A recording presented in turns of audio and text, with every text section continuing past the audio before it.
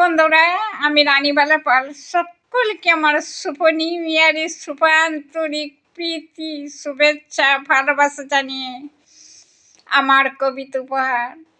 আজকের যে কবিতাটা কালপুরুষ, আমি আবৃত্তি করে শোনাচ্ছি।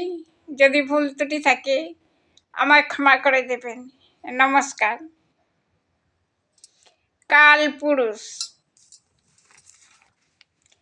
শীত শীত ঋতুতেই পৌষ আর মাঘ মাসে সন্ধ্যার সময়েই পূব দিকের আকাশে দেখি মরা কতকগুলি নক্ষত্রমণ্ডল একসাথে মিলেমিশে করে সবে জল জল।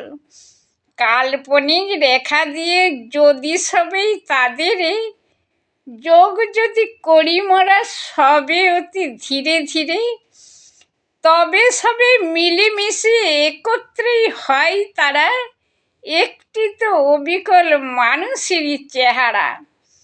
হাতে আছে তার যেন তীর আর ধনুক, আর আছে কোমরেতে কোমর বন্ধক। তা থেকে ঝুলছে যে তরবারি একখানি, কালপুরুষ নাম তার নয় সে তো কোনো প্রাণী। নমস্কার বন্ধুরা।